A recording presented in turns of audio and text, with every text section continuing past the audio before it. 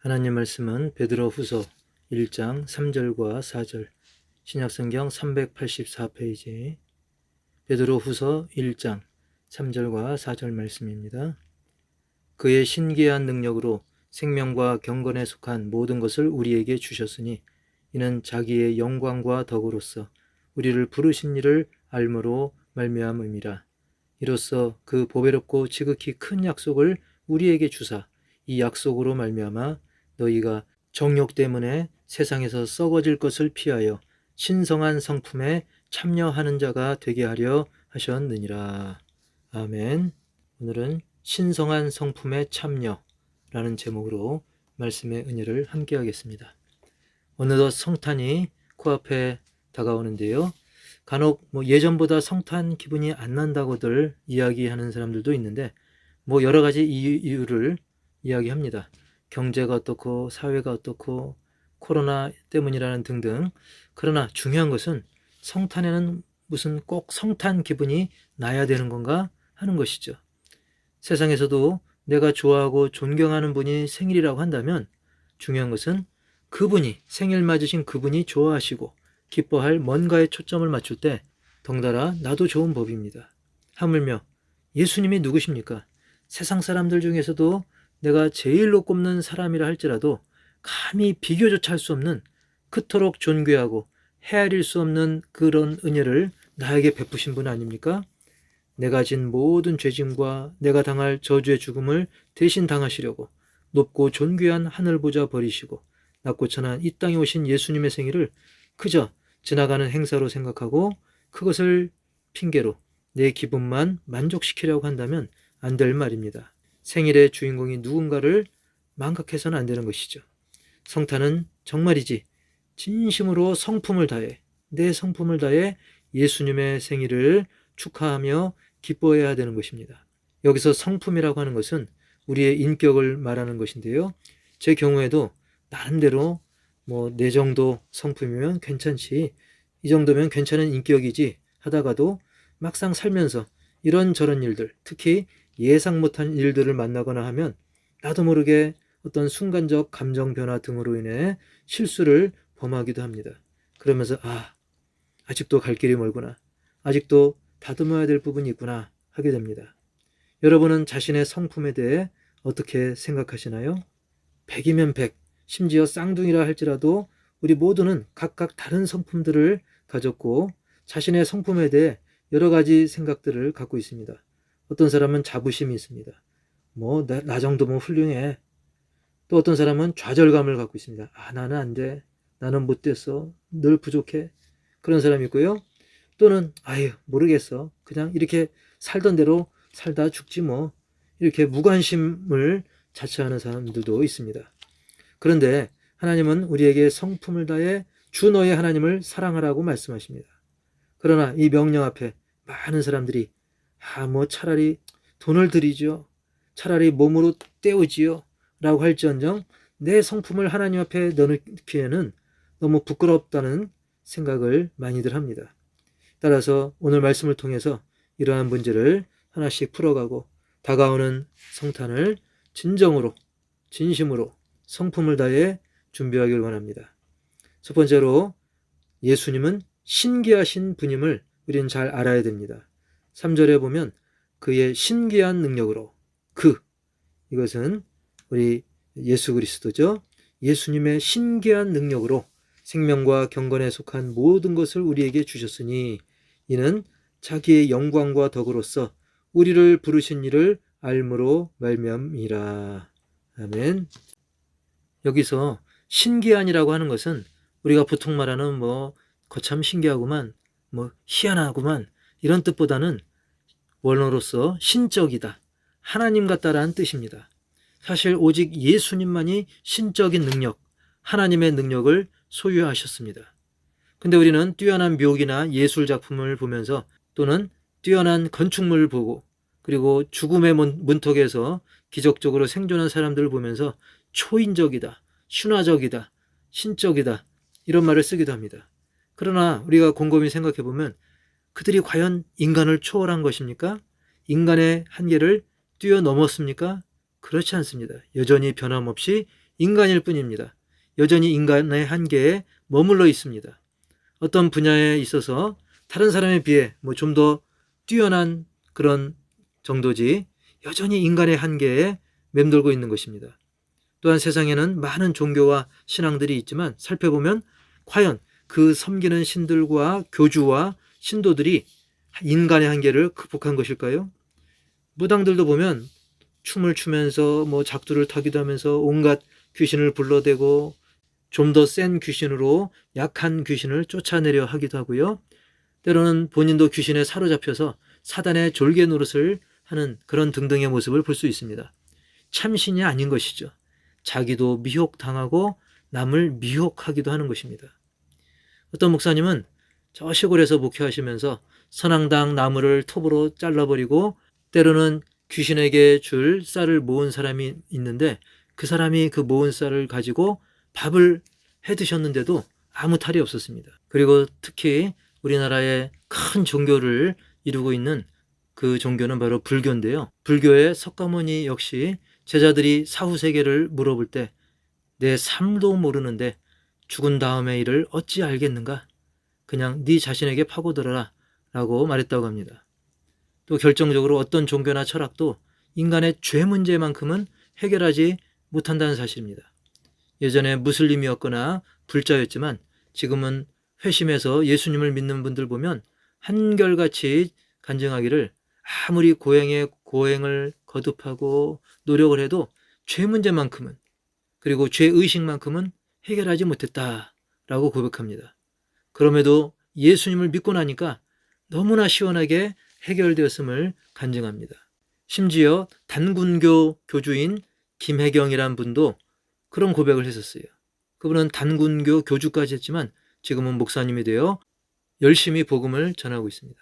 자, 바로 오늘 말씀이 얘기하는 신기한 능력, 그 핵심은 죄로 인해 죽을 수밖에 없는 인간의 모든 죄를 담당하시고 십자가에서 죽으심으로 말미암아 죄의 문제를 해결해 주셨기 때문에 예수님을 믿는 자는 누구든지 멸망치 않고 영생을 누리게 하신 그 놀라운 능력, 신기한 능력을 우리 주님께서 베푸신 것이죠.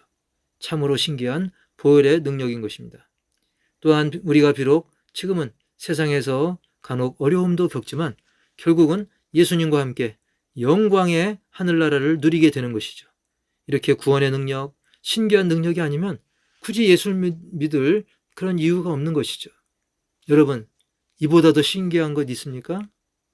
예수님을 믿는 자라면 누구든지 이토록 신기하신 예수님의 죽으심과 부활과 하늘 영광에 동참하게 되는 것이죠. 할렐루야.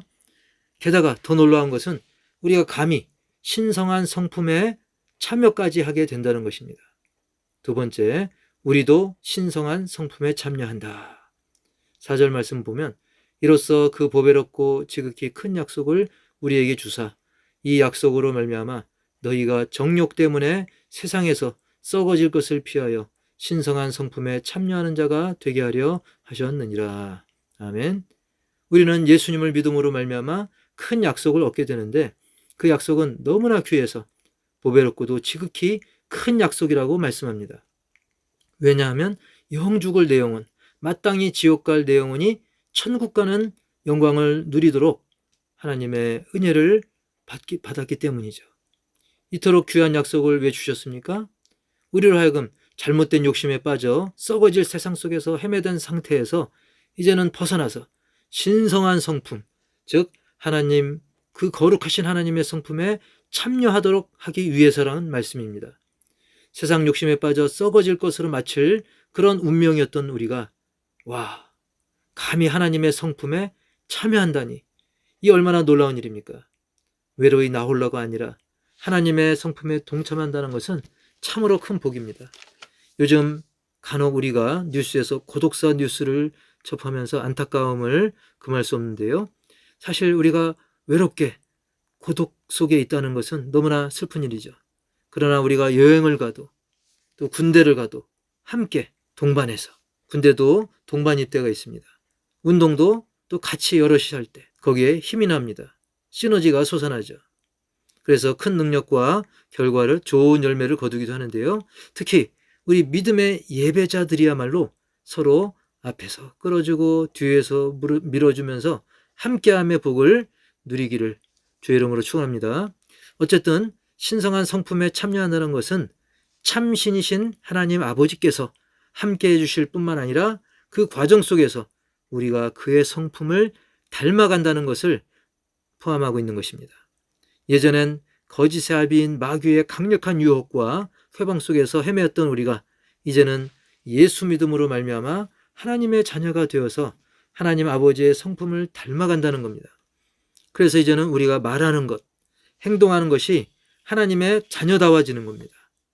자녀다움, 하나님의 자녀다움을 우리가 이루어가는 것이죠. 하지만 우리가 사는 세상은 여전히 만만치 않죠. 그래서 이를 위해서 5절에서 말씀합니다. 그래서 세 번째로는 더욱 힘쓰자라는 것이죠. 5절 말씀, 그러므로 너희가 더욱 힘써 너희 믿음의 덕의 지식을, 이렇게 말씀하는 겁니다. 저는 여러분에게 아니 왜 믿음이 제자리입니까? 왜 아직도 애기 어린이 신앙입니까? 라고 꾸짖고 싶지는 않습니다. 다만 오늘 베드로처럼 여러분 지금도 잘하고 있지만 좀 더 잘해봅시다. 조금만 더 힘써 봅시다. 더욱 힘씁시다. 지금도 힘쓰고 계시지만 더욱 힘씁시다 라고 말씀드립니다. 우리는 신기한 능력의 예수님의 구원의 약속을 믿음으로 말미암아 구원받았고 이제는 더 나아가서 하나님의 성품에 참여하는 자로 살기 위해서 우리가 더욱 힘써야 함을 말씀하는 것입니다. 구체적으로 그것은 바로 우리가 구원받는 그 믿음 위에 더욱 힘써서 덕을, 그리고 그 위에 지식을, 그리고 절제를, 인내를, 경건을, 형제 우애를, 그리고 사랑 등등 더욱 실천하자는 것입니다.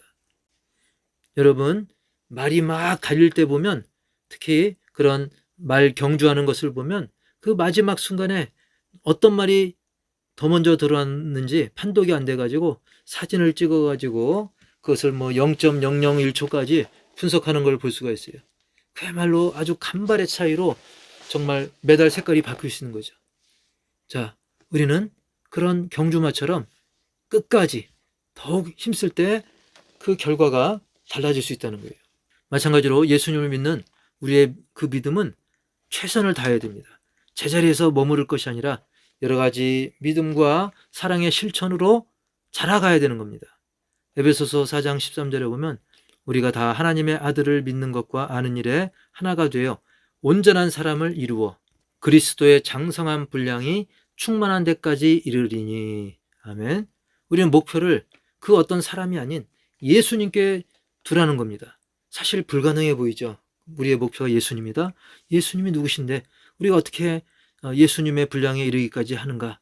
그런데 사실 이것은 예수님과 뭐 똑같은 수준에 맞추라는 뜻이 아니라 그 정도로 멈추지 말고 평생토록 주님 다시 오실 그때까지 계속 힘쓰라는 거예요.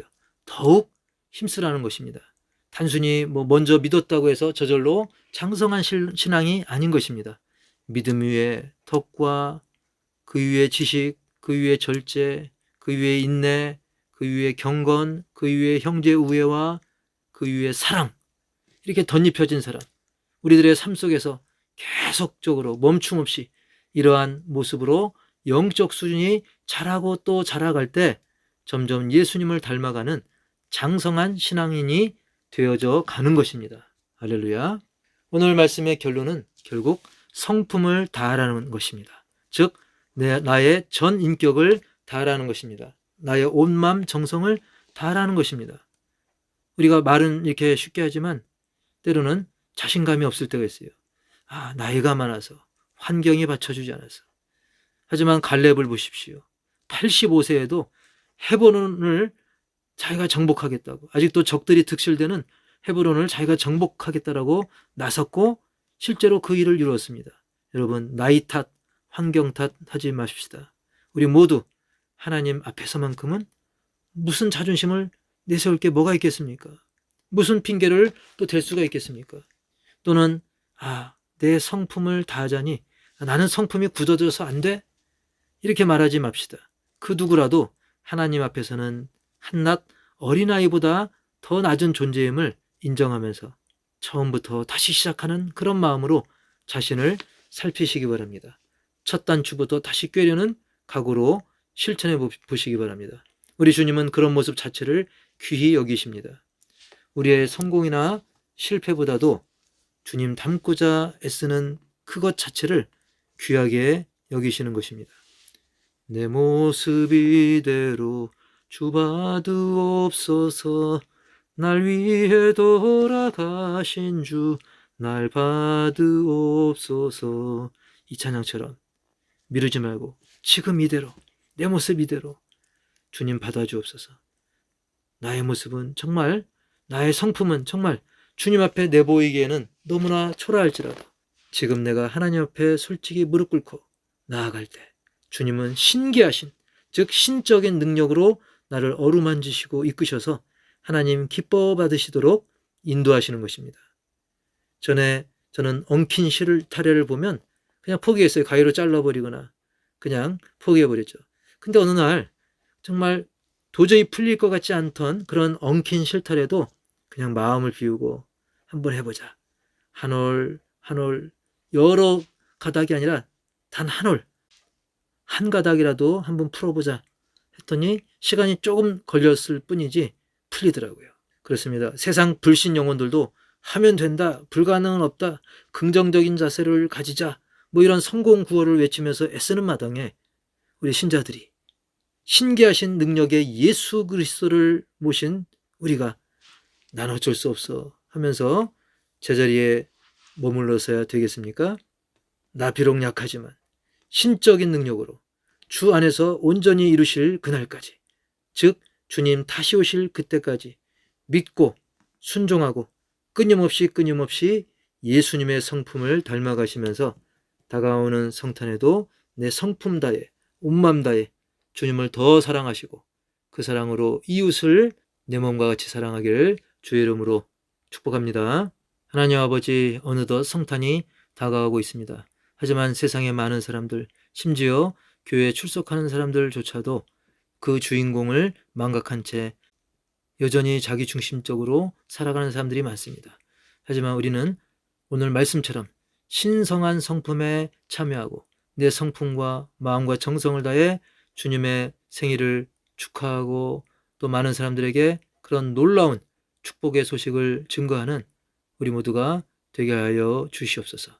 예수님이야말로 신기하신 분입니다. 그런데 우리는 그 예수님을 모시고 있습니다. 성자 하나님 예수 그리스도의 이름으로 죄와 사망을 이긴 우리가 그분의 신성한 성품에 참여하여 예수님의 성품, 하나님 아버지의 성품을 닮아가는 하나님 자녀다운 삶을 살게 하여 주시고, 이제는 제자리 걸음에서 멈추지 말고 더욱 그 사랑, 그 은혜를 우리가 증거하고 실천함으로써 예수 그리스도의 분량에 이르기까지 우리의 믿음이 자라가게 하여 주옵소서. 그러면 주님께서 너무나 기뻐하실 줄 믿습니다. 우린 비록 약하지만 신적인 능력으로 나를 이끄시는 주님을 더욱 의지하며 하나님 받으시기에 합당한 주님의 성품을 닮아가는 우리 모두가 되어 주님과 끝까지 동행하며 복음을 전하는 우리 모두가 되게 하여 주옵소서. 예수님의 이름으로 감사하고 축복하며 기도합나이다. 아멘.